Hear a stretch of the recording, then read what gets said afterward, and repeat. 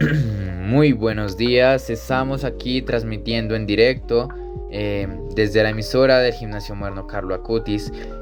Bueno, el día de hoy hablaremos sobre la Guerra Fría, pero no solo la Guerra Fría, sino tenemos un tema en particular. Se trata de el uso de la música como herramienta de propaganda y resistencia durante la Guerra Fría. ¿Qué quiere decir esto? En primer lugar, vemos que la Guerra Fría fue un conflicto en donde entre dos superpotencias, que son Estados Unidos del bloque occidental y del bloque oriental, que es encabezado por la Unión Soviética. Listo. En primer lugar, debemos ver que durante la Guerra Fría, la música se convirtió en una poderosa herramienta. Esto se utilizaba tanto como propaganda como un símbolo de resistencia.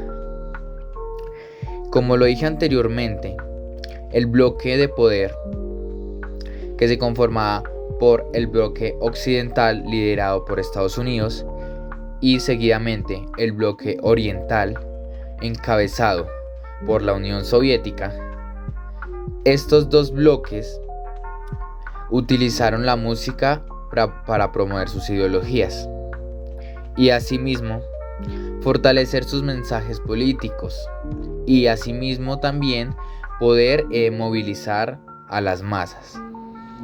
¿Esto qué quiere decir? Que cada uno hizo que sus ideologías fueran algo en particular y que los destacara de la otra superpotencia, ya que estos se peleaban entre ellos mismos, entre estos dos bloques. Bueno, vamos a ver en primera parte la música como herramienta de propaganda. En primer lugar, vamos a ver en Estados Unidos. Dice que la música fue utilizada por el gobierno estadounidense para promover la democracia. También fue un estilo de vida capitalista frente al comunismo. En Estados Unidos se incentivaron géneros como el rock and roll, que era un género muy partícipe en esta época. Este género se convirtió en un símbolo de libertad y juventud. Además, músicos y artistas que fueron muy populares se eran utilizados para difundir el mensaje de la superioridad de este sistema estadounidense. Un claro ejemplo podemos verlo en el uso de artistas como el Elvis Presley, quien se convirtió en un ícono cultural de el sueño americano. Seguidamente a esto vamos a verlo en la Unión Soviética. ¿Qué quiere decir esto? El régimen soviético también empleó su música como una forma de consolidar el control sobre la población y promover el comunismo. En el campo de la música clásica, compositores como Dmitri Shostakovich también tuvieron que enfrentar la censura, pero también utilizaron sus composiciones para expresar sus ideas, a veces de forma indirecta, y asimismo su descontento con el sistema, al mismo tiempo que otros músicos apoyaban activamente al régimen. En la música popular también el gobierno propuso géneros como el canto patriótico, que ya lo vamos a ver más adelante, en el cual este canto patriótico se glorificaba la figura del Estado y del líder soviético, queriendo verse mayor a el bloque occidental gobernado por Estados Unidos. La música, vamos a ver la música como una herramienta de resistencia. En Occidente, o sea, Estados Unidos. Algunos artistas utilizaron la música como una forma de resistencia. Estos se veían especialmente por un contexto de lucha contra las políticas militares de Estados Unidos, como la guerra de Vietnam. Canciones como Fortunate Son del artista Creedence Clearwater Revival y Blowing in the Wind de Bob Dylan. Estos se convirtieron en himnos de protesta. ¿Qué quiere decir esto? Estos se peleaban contra la injusticia social y asimismo con las intervenciones militares que ocurrían en ese momento. La música folk y el rock fueron plataformas de expresión para asimismo oponerse a la guerra y a las políticas imperialistas que se querían promover en esa época. En la Unión Soviética y también los músicos en los países del bloque soviético utilizaron la música para resistir el autoritarismo. El autoritarismo. Bandas de rock también fueron partícipes.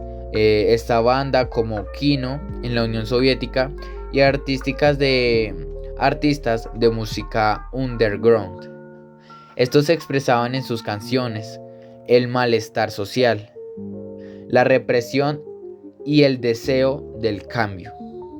Además de todo esto, en Europa del Este, la música popular se utilizó para formar una identidad colectiva que desafiaba el control del Estado. En todo esto podemos ver que la Unión Soviética quería verse con mayor poder, mayor autoridad frente al Estado Estados Unidos.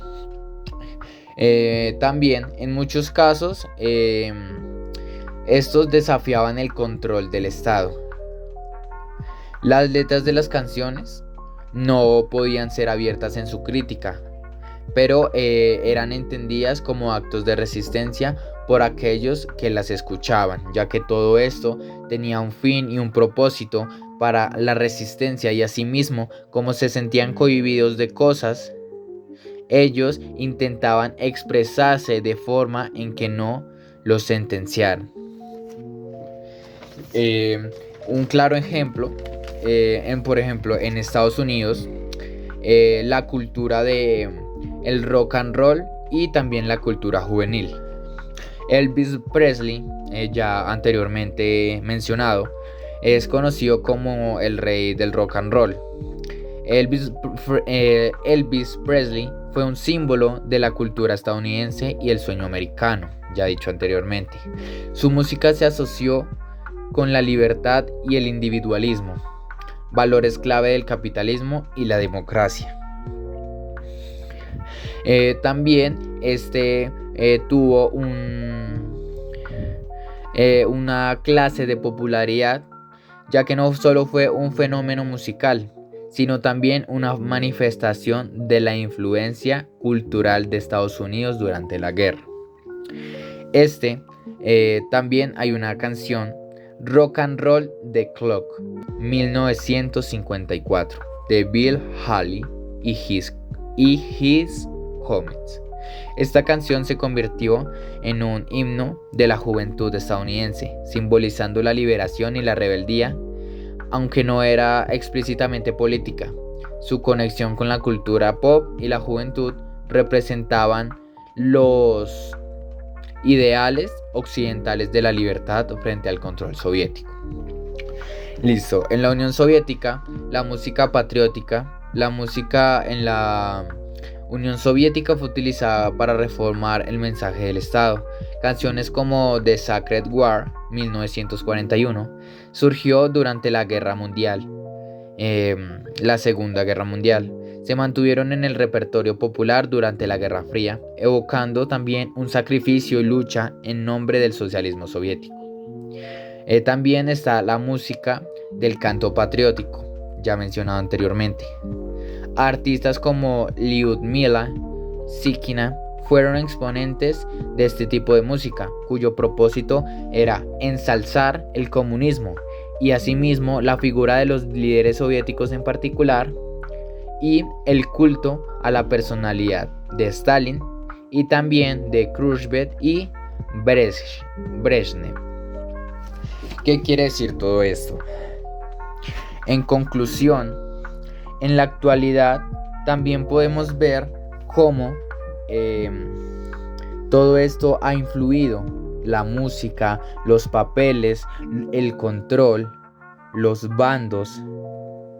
Ha influido en nuestra sociedad, ya que cada vez más se ven como la resistencia que toca en un país, una resistencia por las labores sociales,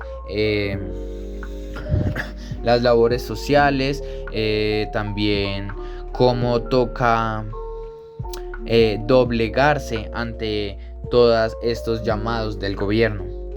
Y como instrumento de propaganda podemos ver actualmente cómo la música hace alusión también a que el Estado, el gobierno, se opone a veces a un cambio totalitario. ¿Qué quiere decir esto?